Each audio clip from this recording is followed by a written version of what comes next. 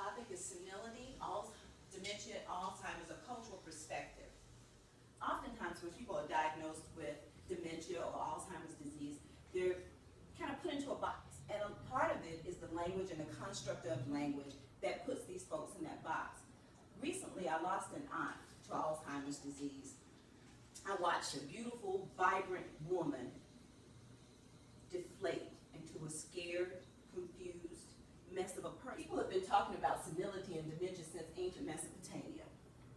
William Shakespeare did a play As You Like It, and one of the questions he asked was, is second childishness here or there? What he was saying was, do we lose everything when we get old?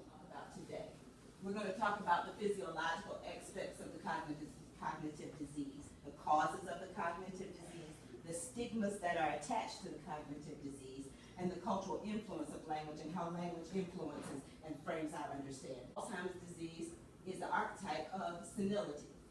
It's a degenerative neurological disorder of the central nervous system.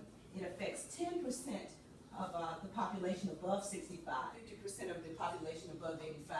That means of all of us in here today, at least one of us will get Alzheimer's. The person that is affected by Alzheimer's disease loses its cognitive function, progressive memory impairment, tangles and plaques start to develop in the brain, and healthy neurons work less effectively and lose their ability to communicate with each other and eventually die.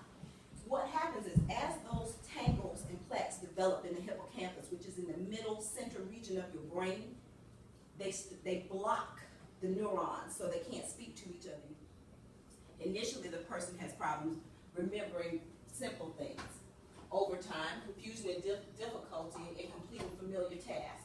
Definitely a loss in short-term memory. Brain deterioration, shrinkage, bedridden until the person succumbs to death.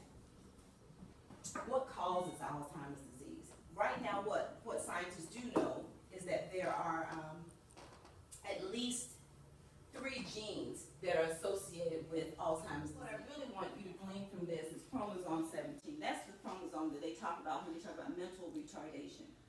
Also, what has been found now is chromosome 17 is linked to several cancers, especially those cancers that affect the brain. Patients with autism, patients with developmental delays. What would be very interesting is to find out how they're all interconnected. Other causes for Alzheimer's disease is environmental factors, physical illness or head trauma, or metabolic disturbances. Some are linking it to obesity as well. This came from Dr. George and Dr. Whitehouse. This is one of their statements that they made. The pathological language used to describe brain aging process is most relevant because of the social constructs of the illness and the influences these constructs have on physicians, caregivers, and also the individual's understanding of the labeled self as they approach cognitive decline. A lot of elderly, when they realize that something's going on, that they don't remember as much as they used to, or they put down their car keys and they can't remember, they hide it for a long time because they don't want to become part of this labeled self. Dr. Jesse Ballinger is also a very formidable person in the area of research in Alzheimer's disease as it relates to the cultural experience. He's at Johns Hopkins, and he says that senility is viewed as a modern neurology, has become a wastebasket term. That means we call everybody senile. When you look up the word dementia in the Webster's dictionary, you find the word demented. It means having dementia of an unsound mind. Other words used to describe dementia are insane, mad, crazy, sick, lunatic, deluded, unhinged, sick in the head, loss of mind or reason, derangements, oddness, and strangeness. Now, as we look at cultures, how different cultures handle cognitive declines, African Americans are at the greatest risk of getting this disease. Also, they are the latest diagnosed in getting this disease. Also, families hide it. Embarrassment. There's a stigma attached. Travagin also talked about Latin and East Indian cultures. When they spoke about Latin culture, they're not talking about those that are here in America. They're talking about a lot of the cultures that have come here from they were somewhere else and they came to America.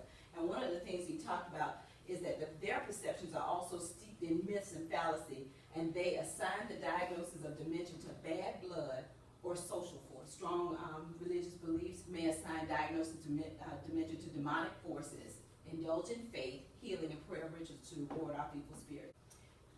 For example, the Choctaw Indians. The Choctaw Indians believe that when a person is having symptomology related to Alzheimer's or senility or dementia, they're actually talking to evil spirits or spirits that have gone on to the afterworld. And Korean Americans, like many African and Latin, view dementia as insanity, consider memory loss associated with Alzheimer's disease as a normal part of the aging process. It is most important that we look at Alzheimer's disease and consider the words we're using as we start to deal with our elderly that are suffering from this disease. And in the final analysis, the language that we use can be so apprehensive, can be so constricting to the person that we are robbing them of a quality of